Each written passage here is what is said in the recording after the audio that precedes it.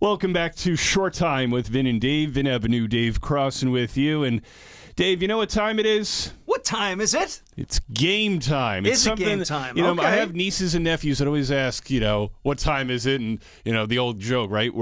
Time to get a watch. Well, I say game time because when I was playing high school football, one of the things, somebody would say in the locker room before we go out on a Friday night, what time is it? We'd be like, game time. Okay. Well, Dave, this morning, I asked you, what time is It's the it? financial wake-up call. It's time and for it's the financial game time wake-up for call. that. We ran around the building a few times to break a sweat. Did some get ready push-ups, for jumping jacks. You got to do what you got to do. It is early. Got to get pumped up. Yes, so we want to make sure that everybody breaks a financial sweat in a good way. Yeah, Get a good workout. Here it is.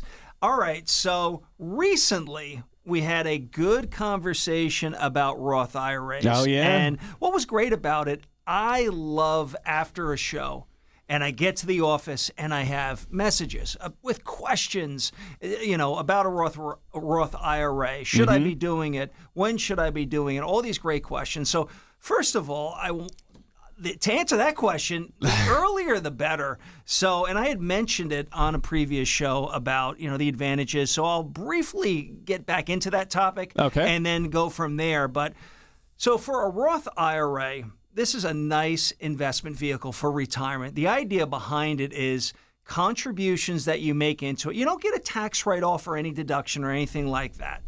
But what's nice about it, if you qualify, you can put up to $6,000 into it. Now, if you're 50 or older, you can put an extra $1,000 to make it $7,000. So $6,000 up to 50 and older, you can put an extra $1,000 to make it $7,000.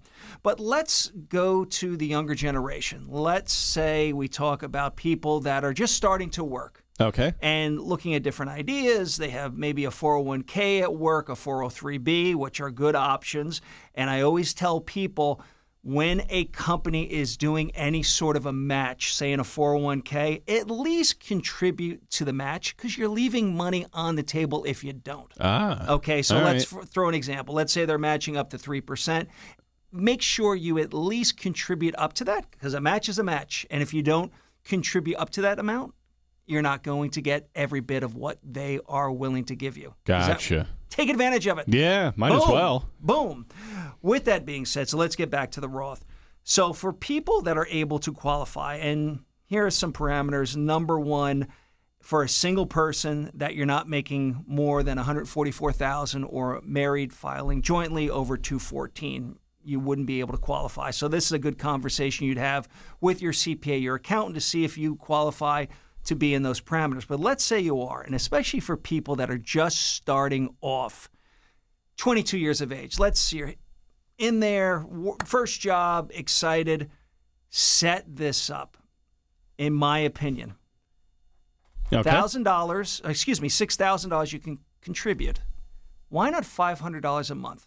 Just out of your account, if you can afford to do so. Again, don't put yourself in debt. Yeah. But let's say you're able to do this.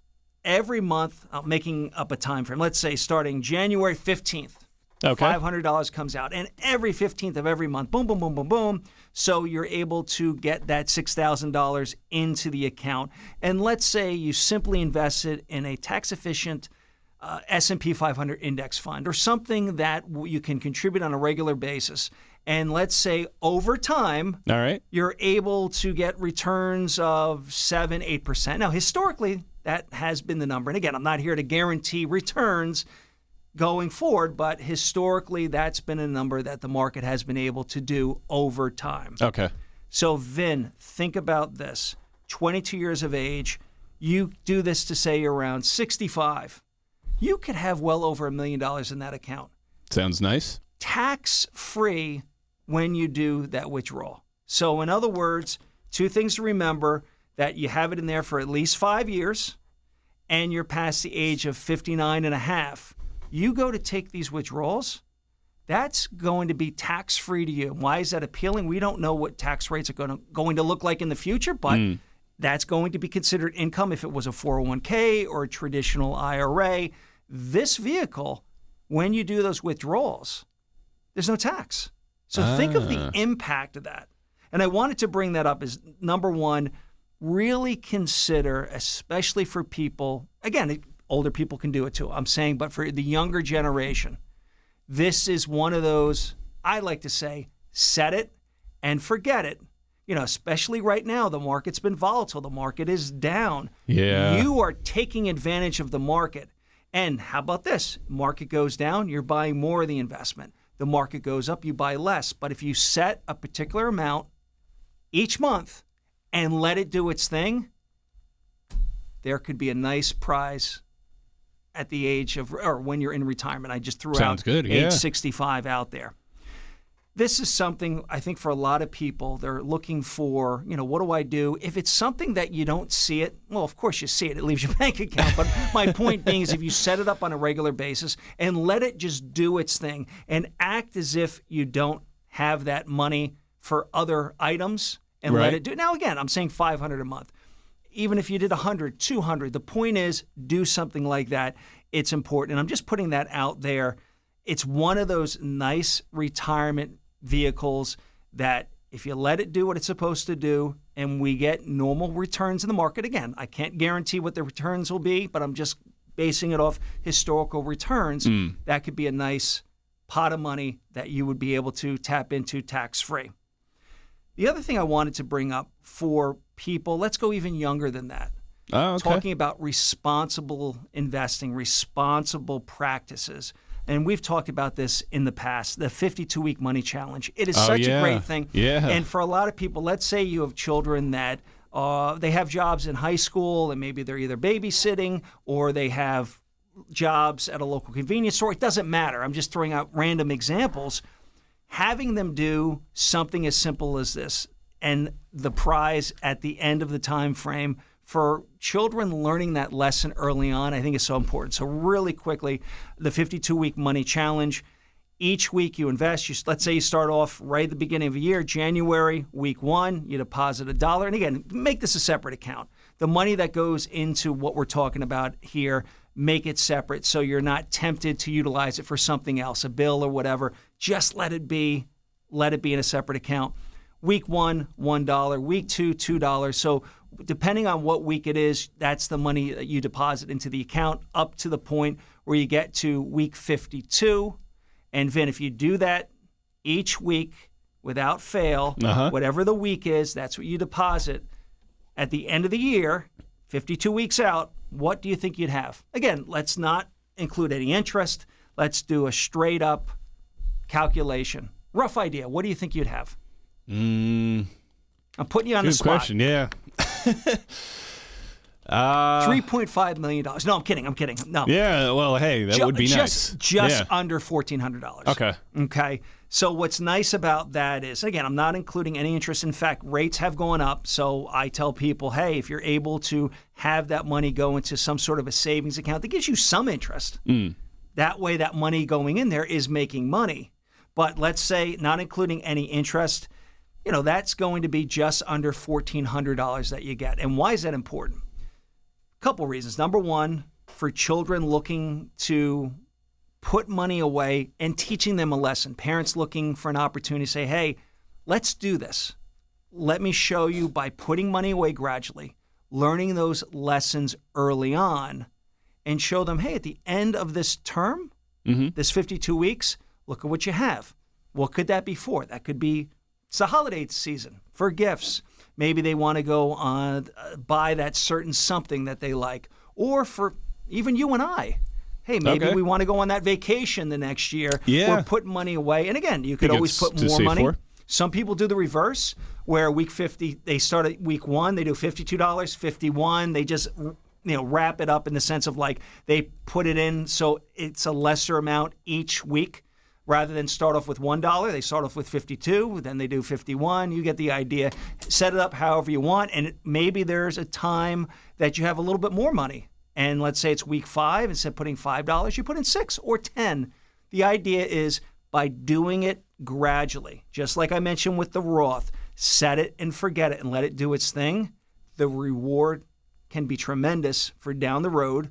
And number 2, for children looking or parents looking for a lesson for their children on managing money or how it works to save, this is a nice way to do it. And like I said, for you and I, hey, maybe there's that nice trip, that gift, that whatever. Yeah, put sounds it away, nice. Save it, let it do its thing. The little lessons in life. I just want to put that out there as something to consider. And I appreciate all the people that called me about the show that we talked about, the Roth IRAs. And I just wanted to bring that up to just say, hey, the sooner you can do a contribution, the better. Always lean on your CPA and accountant for guidance when it comes to if you qualify and suggestions and your financial advisor. But I just wanted to put it out in a general sense, something to consider. Well, and that's Dave, it. That's what we are considering today. Yeah, I'm glad we did that running around the fourth floor and those push-ups and jumping jacks before because this was a game-time financial wake-up call. I appreciate it, my friend. Well, where can people get into? Obviously, they could get in touch with the show. Let us know at shorttime@townsquaremedia.com. But where can they get in touch with you to have these things to consider, to kind of go over things with you and try and plan out their future at Shoreline Wealth Management? I appreciate it. Main number, 732-902-7880. And, of course, you can visit us at shorelinewealth.com. We have offices in lovely Manchester and Manahawkin. There it is. And you know, it's a summertime, right? Just let the windows down in your car, take a trip to Manchester, Manahawkin, go visit Dave, enjoy the nice summer breeze. It's beautiful this time of year, yes. Yeah, there we go. Well, Dave, thanks as always. That's a good one. We got more of the show coming up next. More Short Time with Vin and Dave on the way right here on 94.3 The Point and 105.7 The Hawk. The opinions voiced in this show are for general information only and are not intended to provide specific advice or recommendations for any individual. This information is not intended to be a substitute for individualized legal advice. Please consult your legal advisor regarding your specific situation. Securities and advisory services offered through LPL Financial, a registered investment advisor, member FINRA, SIPC. Whether you're in the early stages of investing, getting ready to retire, or planning your estate, you need a financial planner who will guide you on a clear path with honesty and transparency. Shoreline Wealth Management provides clarity through the complexity with offices in Manchester and Manahawkin.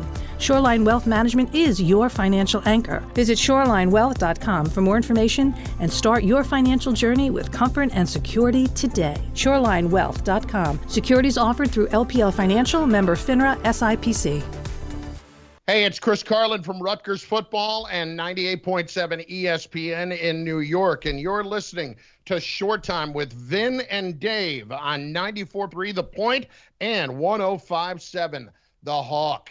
These fellas are entertaining. Welcome back to Short Time with Vin and Dave. Vin Avenue, Dave Crossan with you. And joining us here this hour is mental health performance coach Mike Huber, based in Fairhaven, here to talk with us about young athletes, high school, college, coaches, trying to build that mental mindset before a season, during a season, after season, you know, when things aren't going so well, when things are going so well. So, Mike, lots to dive into, and I've appreciated your perspective in the past. Glad to have you on this morning. Thanks, Vin. Thanks, Dave, for having me. Thank It's you a for pleasure being to be here. Excellent. So certainly in a different spot now. Obviously, things are exciting. Obviously, in the summer, so most the hyped up things are Little League Baseball and everything, and kids going for the title and everything. As we transition into August, and training camps are underway, obviously at the NFL level, but a lot of high school teams are either practicing in some ways, or will be getting into pads within the next couple weeks and everything, and as well as the rest of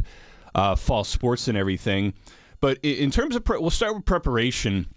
What are some things that you recommend to high school athletes or even college athletes and coaches for, okay, you know, summer for the fall sports, summer's winding down, you know, you want to enjoy it, but you realize that you got to get ready physically and mentally for the fall sports season ahead. What are some things that athletes should be doing? Yeah, I think the first thing that I would suggest is reflection, right? Really thinking about your last season or your last year, trying to think about what you did well, maybe what you didn't do so well, and really trying to sort of get a handle on like, okay, what do I need to do differently for the year to come? And then I think on the tail of that is, okay, once you sort of have a handle on, okay, what do I want to get better at for this coming years, really setting some goals for yourself, which is pretty common, I think, for most people, whether you're an athlete or in other walks of life. But, the way I would set goals with an athlete is very different than maybe someone would just sort of write something on a board and say, hey, I want to be all county this year. Really think about how you're going to do that. What are the things that you can control, process-oriented, day-to-day, that are going to help you sort of increase your chances of being successful and achieving that goal during the season. What about for seniors specifically? Sure. Whether they're starting or trying to earn that spot, they know it's their last season playing, football or a different fall sport or whatever. What should they be doing to make sure that their mind is clear, that they're going out there performing their best physically on the field, and not becoming overwhelmed with schoolwork or with, hey, the season's only X amount of games or X amount of months long. I only have this amount of time to prove it. Or if they're trying to earn a starting spot, saying this is my senior year, this is my last year to show the coaches and show everybody, show colleges, what I could do. Exactly. How do they kind of overcome those obstacles? It's a very, very common thing, regardless of sport, right? Whether you're a baseball player, basketball player, football player, college athletes. I work with college athletes, and some of them are sort of draft eligible in draft eligible sports, and there's this like seemingly this metaphorical clock ticking for them, and they're sort of feeling the pressure of like, how do I get to where I want to go? And I've only got this one season left or 1 year left, right? And what I always try to work on with athletes, and it sounds so cliche and it's so common for people to say this, is to really focus on what you can control, right? There's so many things that you can't control. Coaches' choices is one of them, right? So just take that example. If you're an athlete and you want to start your senior year and you haven't started before and you don't really understand sort of what you need to do to get to where you want to go, I talk to athletes about having conversations with their coaches, right? How can you have a conversation with a coach who's going to make the decision he's going to make and say like, hey, what can I do better? What do I need to do to get to this place? Rather than sort of just waiting for someone to call your number, right? Which a lot of times leads to anxiety and frustration because you're like, well, I'm busting my butt here.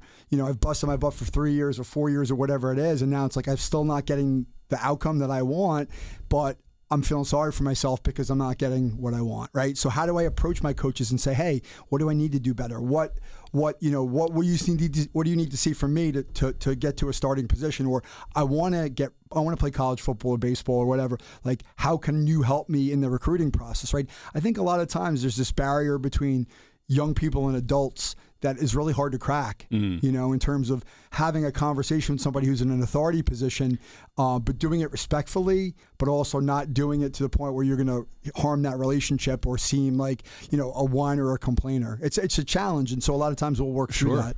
I think that's a common problem where kids will come off as maybe whining and saying, well, why am I not put in, and not really having a proper conversation with the coach. Is that a common mistake? It is, and it happens even at the higher level. So I work with a couple of college athletes who I've talked to about that before and fairly recently. And the way I frame the question with them is sort of, hey, do you think this is a conversation you could have? And how do you think it would go? Sort of previewing what's going to happen. And both times they came back to me and said, how do you feel? The word that was used is relief, because it's I don't know where I stand. It just sort of creates all this sort of spiraling in my head about like, well, I don't really know why this is happening, or why aren't I starting, or, why doesn't the coach pay more attention to me, or what do I need to do? And then you have the conversation and you realize, oh, it wasn't so bad. And now I feel relieved. Like, yeah, maybe you don't hear what you want to hear from your coach, but at least you know what you need to do. I think for most of us, the adults too, it's like when you go to your boss and say like, hey, I wanted to get promoted. Why didn't I get promoted? And they say, hey, here's the XYZ reasons. You may not be happy with it, but at least you know what you need to do differently for the next year. And then you can set a plan and work with that person and have a conversation. I think that's, especially for young people, can be really, really difficult. And obviously, everything we're talking about applicable to any sport. It's just the timeliness of kind of the transition into fall sports. But to that point as well, let's say an athlete, whatever season it is, doesn't get the starting nod. What are some ways that they can sort of keep a positive mindset, that if I keep working my butt off in practice, or I get into a couple plays in game or a couple at bats or make a couple shots in basketball or hockey that, that are successful, that, the coaches will take notice of that, and maybe I'll start to get more playing time. Maybe I'll get a starting job or something like that, or, provide that significant moment or moments where it's like, I feel pretty good. I feel like I'm showing off my skills and that people are noticing. Yeah, I think the word that I often use with athletes is sort of that value, right? Like, just because you're not starting doesn't mean you're not valuable, right? The value can come on the sidelines as being a supportive practice player or a supportive teammate, or when you get your opportunity, going out there with the mindset of, hey, I just want to help the team. Again, a lot of this stuff is very cliche, but when you're a 16, 17, 18-year-old athlete, and you're standing on the sidelines and you're not getting to do what you want to do, it's very easy to get into your own head and say, like, what's wrong with me? Or you get these feelings, right? Just being ready for that opportunity. So that's a lot of times where I come in with athletes to say, like, how can you focus on, okay, how are you good at this? Let's focus on your strengths. Like, what do you do well, right? How can you bring that out even more? Versus a lot of times there is that inclination to fix things, right? Like, what am I doing wrong? Sometimes you're not doing anything wrong. Sometimes you're just the 12th best player on an 11-man team, right? Or you're the 6th guy in a basketball team. That doesn't mean you can't play college sports, right? If you're in a really good program, the kids who are batting down the lineup or subs in some cases in certain sports are still getting recruited because of the strength of the program. So I think it's just focusing on what you can control, and then just how do I continue to add value and just make myself front and center? Because I think the worst thing you could do is have a bad attitude, right? Yeah. Especially if you're not. I mean, unfortunately, we live in a world where you can have a bad attitude a lot of times if you're a top performer, which I don't really advocate for that, But I think keeping that good attitude is that you're not being, perceived as being a troublemaker, or you're somebody who's really looked at as a leader, even if you're not on the field. And I think a lot of times we have this misconception about leaders, which is, well, you have to be the best player to be a leader, which I don't. Definitely don't buy into. So be a leader, right? Be a leader even if you're not on the field. That's another thing. You look to the pros as examples for professional athletes. What are they doing? Unfortunately, to your point, you kind of see a lot of that egomania going on in professional sports, where they're kind of pimping home runs and bat tosses and overzealous touchdown celebrations. But I mean, you have guys. Sorry, Dave, Yankee front, with currently like Aaron Judge or back with Derek Jeter, who are obviously top performers, leaders of their teams, and hopefully one day Judge will be the captain of the Yankees. But guys that are very humble, resist that temptation off the field, but know that everything they do is a part of how the team succeeds and not, I before a team. Yeah. So I'll you mentioned Jeter. I'll talk about it. I don't know if you guys seen the documentary, the first couple episodes. So good. And I I suggested one of my athletes watch it for a specific reason, because there's something that Jeter went through that I thought he could relate to. But if you remember in '95 when he was on the roster in the regular season, he didn't make the postseason roster, but he was front and center. He was like one of the first guys coming out of the dugout, high fives. Like, he looked like a leader, even though he wasn't even on the roster, right? Like, that's a perfect example of something you could do that people notice, right? This guy feels like he belongs. He's contributing to the team, even though he could have sat at the end of the bench, head down, body language, feel sorry for him. Body language, facial expressions. People pick up on that stuff, right? And if you can, even if it's just superficial in the sense that like you're putting on a face, right? It's better than the alternative, which is like you see the guy at the end of the dugout, like I don't really care. Like, nobody wants to be around that guy. Because everybody else wants to be a part of this success. So if you put yourself first, it's not going to look good. And I think that can relate as well to going through struggles or slumps. You're striking out a lot in baseball. You're not, you kind of have the butterfingers in football. You're not catching things or making the right passes or whatever sport it is. You're kind of going through a little bit of a slump, and you feel maybe you feel like you're not contributing enough to the team's overall performance. You feel like you're not doing enough to deserve the extra playing time or earn the playing time. How do you try to balance that? Because, I mean, some athletes, I guess, could balance it better than others with trying to handle and work through your personal struggles on the field to kind of break out of that slump, while also realizing the importance of being a good teammate, being there for your teammates, being a leader, doing the other things well while you're trying to work through, the physical parts that are struggling. It's really difficult because contribution to the team is really something I hear a lot about. Like, I'm not carrying my weight. And the question I always ask an athlete is, would you talk to a teammate the way that you talk to yourself? Right? And the answer is almost invariably, no, I wouldn't do that. Right? So I think as players are going through down times or slumps, or maybe they're not contributing the way they want to contribute, is really being mindful of, okay, how am I talking to myself? What can I do in this particular at bat? Or what can I do on this particular play? Can I do my job, to use a popular phrase, right? Really breaking it down to smaller pieces, because what happens is a lot of athletes is that they're looking so far out into the future about a result that's yet to come, or they're dwelling on the stuff that's happened behind them. There's no room to be present in that, doing that job. I'm not saying that's easy. That I do what I do because it takes practice, right? You have to really practice at being able to block out distractions even when things aren't going your way, and really focus in on what's happening in the moment. Because if you're on the other side, either side of that, it's going to be really hard to be your best, because you're just distracted by those thoughts and feelings that are not really serving you well. Well, I think of baseball a lot. So think about, you just can't hit. Whatever the situation is, you get in a slump. And if you carry that into the field, you might miss that defensive play, a key play. You have to be present. And I admire baseball players for being able to, hey, still contribute, still get out there and mentally not let that affect them, because they are in a slump. They're not hitting the ball well, whatever the situation is. It's so funny you say that. I was just talking to a high school baseball player here in New Jersey that I'm just kind of getting into a relationship and starting to work with.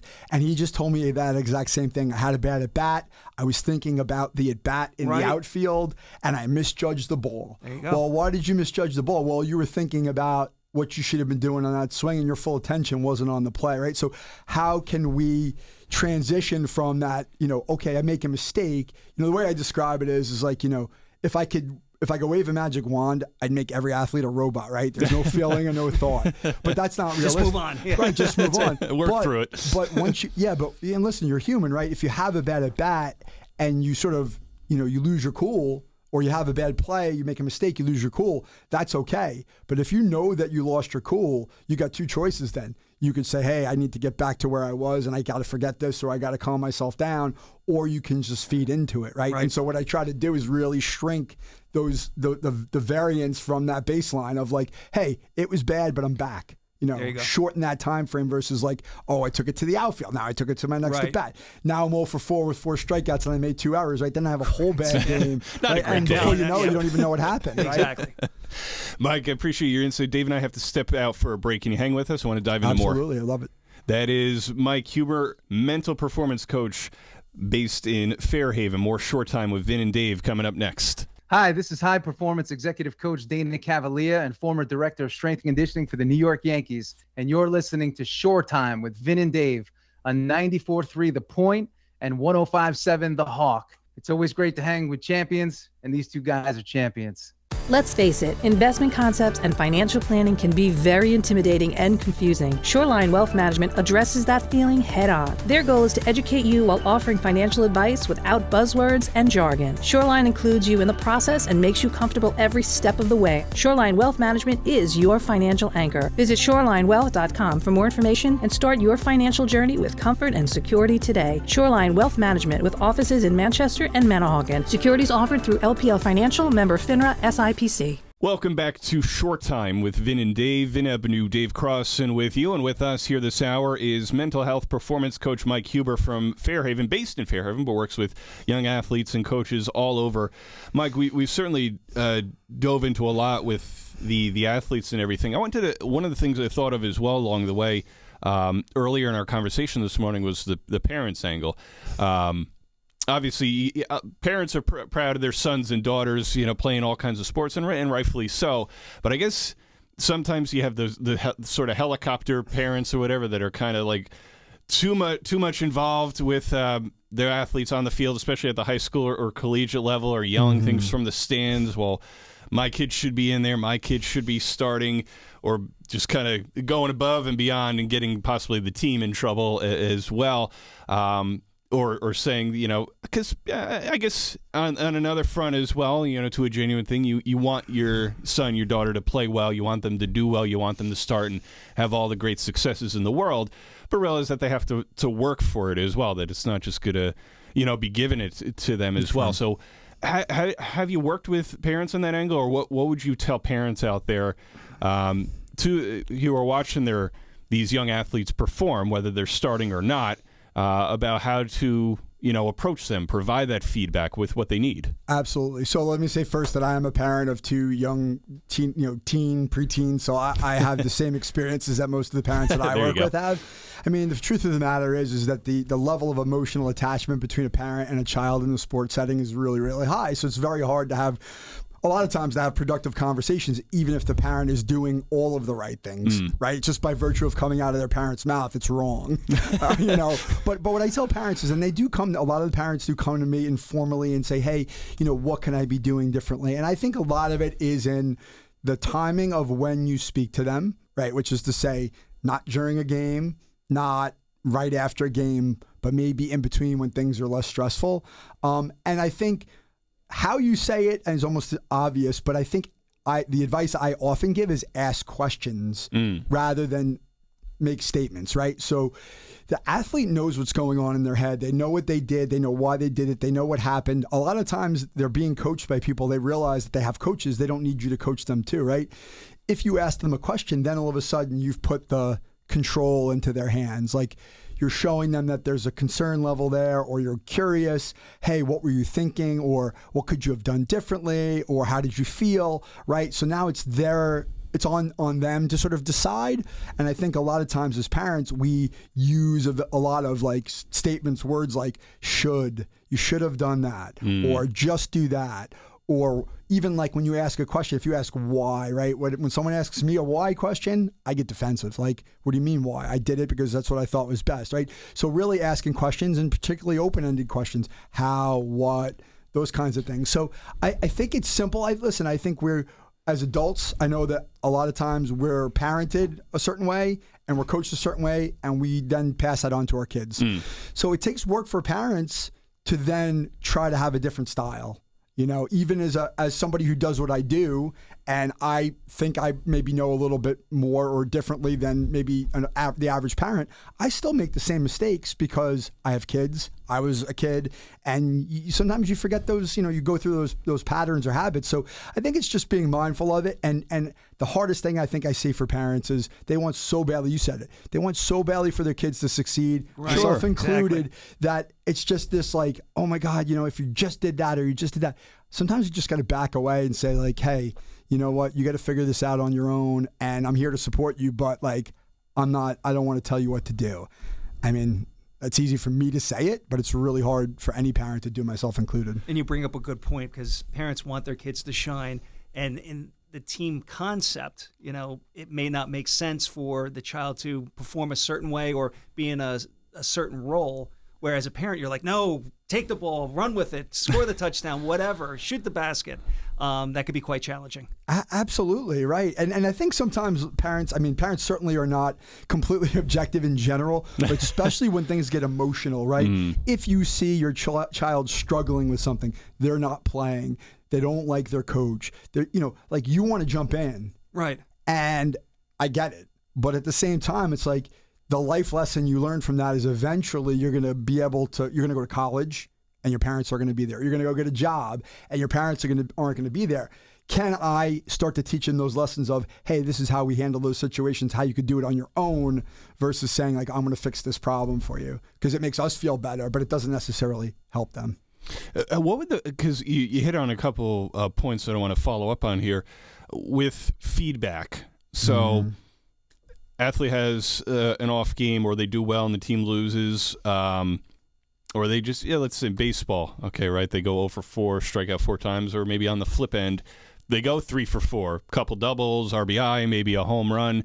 So how do you provide that appropriate feedback after, a tough day individually or team-wise, or on the flip side, a successful day team-wise, and personally, to say, congratulations, to be there for them when things go well with, saying congrats, hey, great game today, maybe even asking any questions that, what worked for you, how do you build off that success, and certainly on the other end, Mike, after a tough game, how do you be there for them and help them, realize, especially young athletes, right? The world's not coming to an end. There will be another game or another opportunity to get out there and help the team and everything, while helping them maybe work through it, just to I guess, be a sounding board. Say, hey, what do you think you need to work on, or something like that. Yeah, I think in terms of feedback, I think the methodology I tend to prefer is what you might refer to as sandwich, right? Start with something strong, something positive, kind of give the negative, or what you could have done better, and then finish with the positive. That's sort of one way to approach it.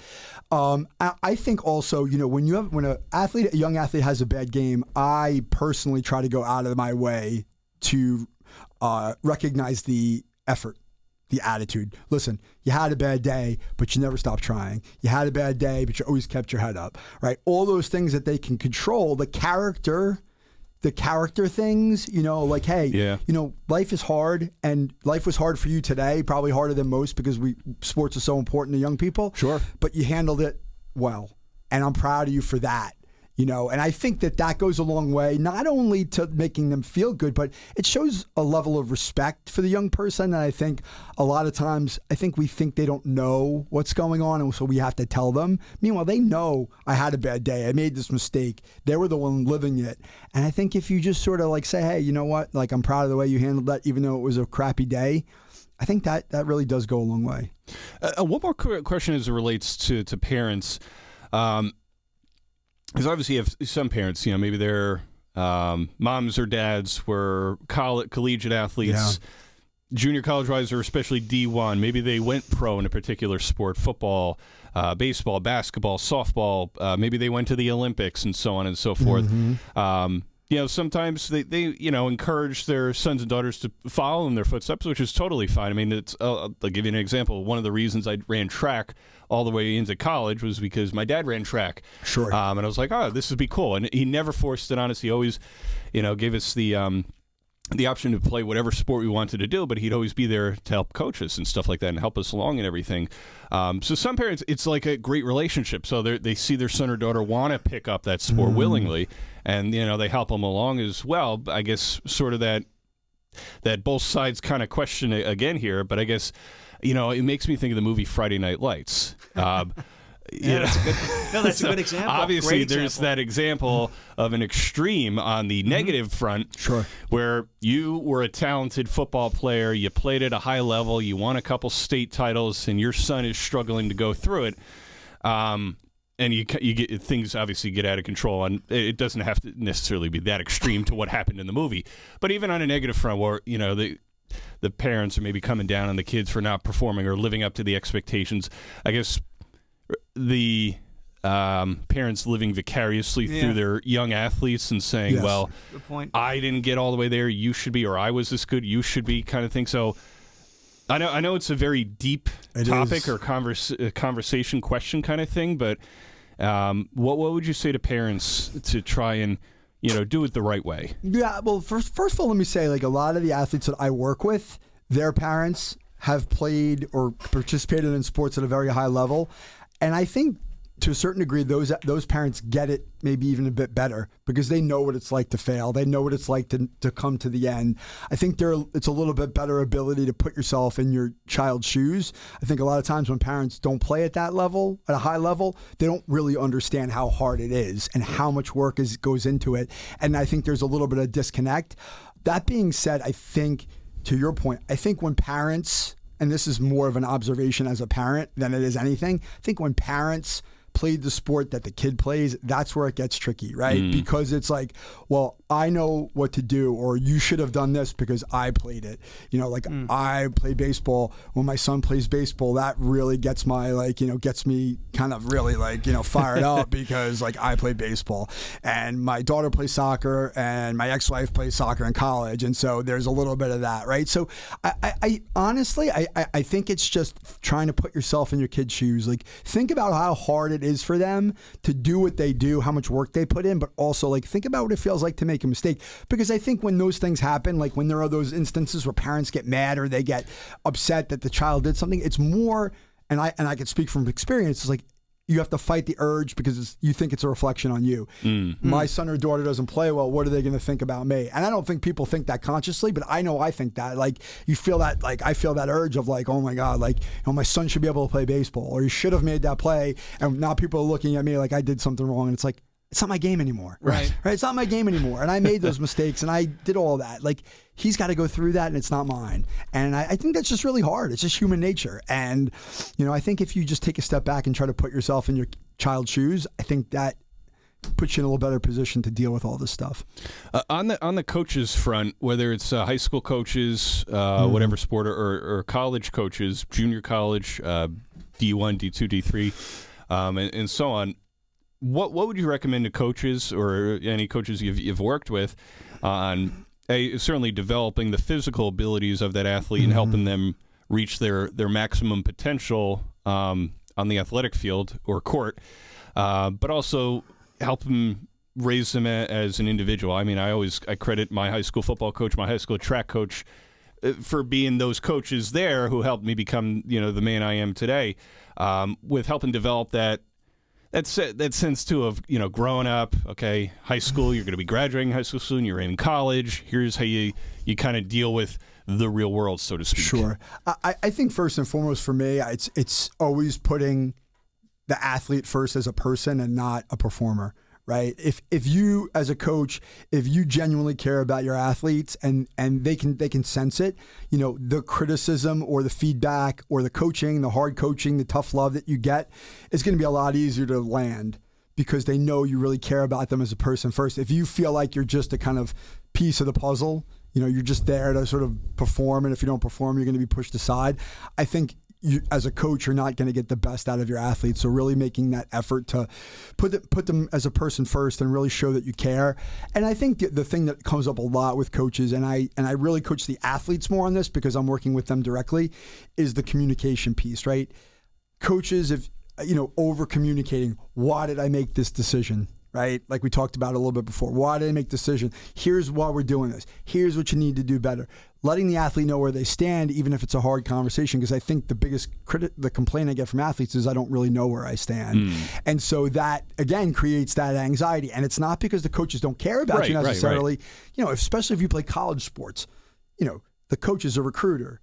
He's the CEO of the program. He's traveling. He's got to deal with administration. Like these are guys making a lot of money nowadays, and they have a lot of responsibility. It's not because they're not thinking of you. Right. You're not the only person in the universe, right? Like you need to step up and have that conversation. But I think if coaches are more mindful of that, then I think it's going to make them a better coach. I mean, from a technical X's and O's standpoint, like that's not really my job. I think if more coaches just paid a little bit of attention to the mental and emotional side of things, they can get the most out of the player, which in turn is a return on investment for them. And that's sometimes the way you have to pitch to people is, hey, listen, they do zero mental work and they do 20 or 30 hours a week of physical work. If you just put that extra hour into the mental side of this and the emotional side of it, and you can get more out of what they're capable of just by doing that, like the return on investment's huge. You don't have to spend the same amount of time. Just put an hour or two in a week with them working on that kind of stuff. It goes a long way. Mike, I know you have a book as we wrap up, your off-season mental training guide. Get an edge on your competition this off-season. Reflect, focus, improve, Dave. Yes. But what are some of the big key pieces of advice you want to get out there to young athletes in high school and college? I know we've covered a lot of ground. I mean, we could we could be here all day. Absolutely. But if there's some things you really want to hone in on getting it out there to the young athletes that you're working with, or young athletes out there trying to prove themselves and trying to really succeed. Sure. It may sound a little bit self-serving, but I think talking to somebody about the way that you're dealing with things is a huge part of this. What I hear from a lot of athletes is just by virtue of having somebody to talk to about this that isn't a parent or isn't a teammate or isn't a coach, that there's a sort of level of relief, that I can talk about this stuff. Because a lot of times, like, there's a stigma still about talking about, like, hey, I'm working with a mental performance coach. And I'm not a therapist. Right. I'm not a psychologist. I'm only here to help you with the way you look at your performance. But even still, it's like, well, I don't want someone to think I'm weak. I mean, getting over that hurdle of, hey, let me talk to somebody. If it's going to make me better, then let me do it. Right? Like, that's the first thing I would say. The other thing I would say is, really break things down into smaller pieces, simplify. I tell athletes this all the time. It's not about necessarily adding more stuff onto the pile. Like, I got to do more, because that tends to be the mindset. I'm not lifting enough. I'm not, I'm not running or doing enough fitness. I'm not studying the playbook enough. And sometimes it's true that those things need to be done. Right. And maybe you're not doing enough. But I think a lot of times we're doing all these things and not all of them are serving. So how can you make it simpler? Think about what's not working for you and take it out and focus more on the things that are working for you and your strengths so that it's not always chasing a mistake or a problem, or always trying to fix a problem rather than like, hey, this is what I'm really good at. Maybe I'm going to put more time into it so I can really stand out that way. And I think that is not something that they instinctively think, but when you tell them that, they're like, oh, that makes sense, Like, sure. Just keep it simple, right? Make it simpler. Mike, last question, because I know you're a baseball fan, and obviously you could break the tie here possibly. Dave is a big Mets fan. No. I'm a big Yankees fan. Who are you rooting for? The Yankees. There we go. All right. Bye, everybody. I should say to be fair to Dave, because I mentioned Judge and Jeter before, right. I'll say Mike Piazza and David Wright. There you go. I think those are two David Wright fan. Two comp players for the Mets that have that same mentality there with the way they play the game, and I think that's part of the reason why they're so admired in Queens there as well. Yeah, David Wright's a great example of a player who you watch and you have a lot of respect for because of the way he carried himself. So that sort of ties back to our conversation of, hey, carry yourself like this guy. Even when things weren't going well, you never knew what was going on. He was always under control. And I think that's a great example of, for young people. Absolutely. And a great point that you brought up, too, is, not just criticize, but, bring up the good things that are working. And it kind of puts your head in the right, mindset of like, what? Okay, I'm doing some good stuff. Maybe I'm going through a bad time. Yes. But you know what? Maybe good. If I focus in on these other areas and continue on with what I'm doing well, there's the improvement. Absolutely. Because the focus is always on the negative. Mike, appreciate you coming in this morning and talking about things from the perspective of an athlete, a coach, and a parent as well. Always appreciate your insight and everything. And your perspective on things as well, and in helping young athletes today. Thanks, Vin. Thanks for having me here. Thanks, Dave. Thank you. Pleasure. That is mental health performance coach Mike Huber, based in Fairhaven. You could head to his website, michaelvhuber.com. Check him out, and go see him. Hey, he's helping out young athletes and coaches all over. More Short Time with Vin and Dave coming up next. Hey, this is UFC Championship fighter and Toms River High School East alumni Frankie Edgar, and you're listening to Short Time with Vin and Dave on 94.3 The Point and 105.7 The Hawk. Dave and Vin, these guys are the buzz.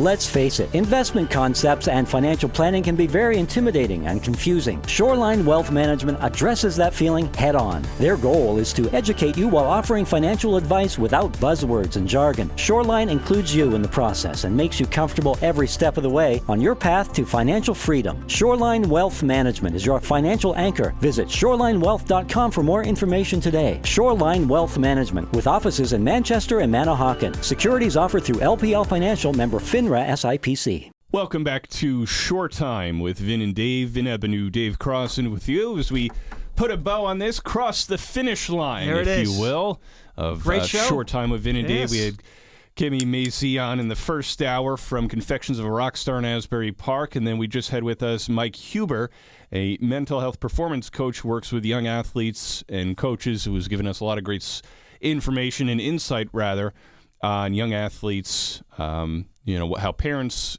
could be a part of that relationship and coaches and everything as well. I thought it was just very insightful because there's so much going on in the mind of a young athlete trying to prove themselves, trying to start, trying to, have recruiters from college look at them, with aspirations of playing in college or maybe turning pro, going through those tough days at the plate or on the field, and trying to balance all the emotions with that as well.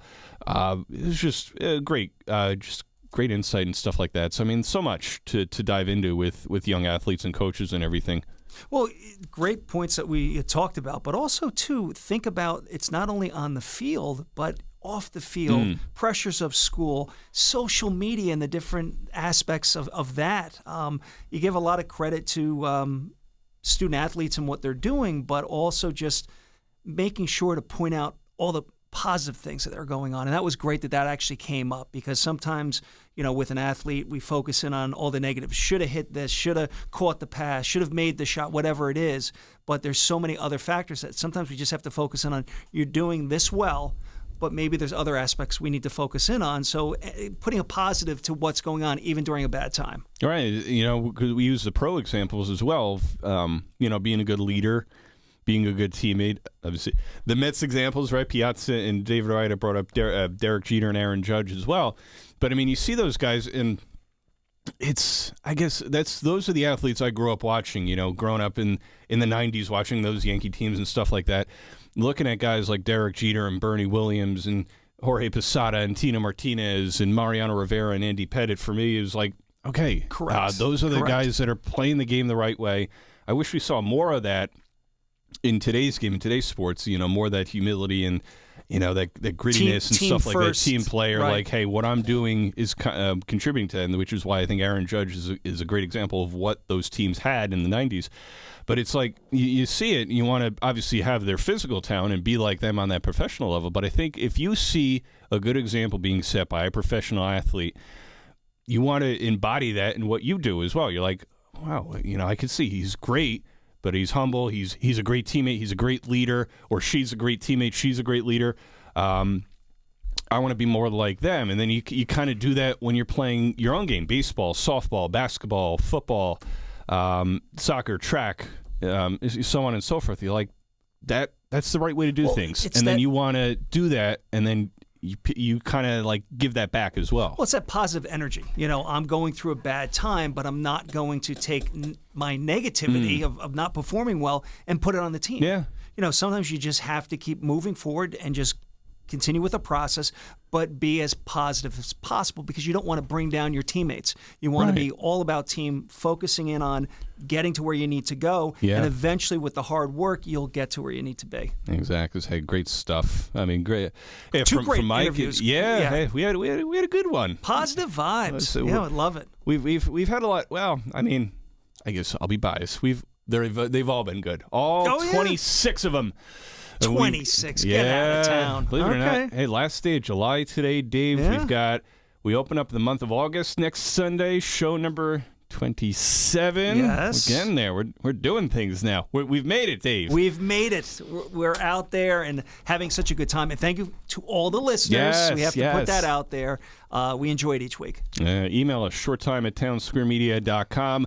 We'll let you know who's going to be on the show next week. Just make sure you keep an eye out on our app and our website, our social media pages as well. And don't forget to tune in next Sunday, 6 to 8 a.m. Short Time with Vin and Dave continues a week from now. Dave, have a great Sunday, a great week ahead. You too, my friend. Stay well. Yes, a great Sunday, great week ahead to all of you as well. We're back a week from now. Short Time with Vin and Dave, 94.3 The Point, 105.7 The Hawk. Until then, we're out. Hi, this is Christy Pierce-Rampone, former U.S. women's soccer team captain, Olympic gold medalist, World Cup champion, and Point Borough High School alum. And you're listening to Short Time with Vin and Dave on 94.3 The Point and 105.7 The Hawk. Tune in for some real conversation with Dave and Vin. You don't want to miss this.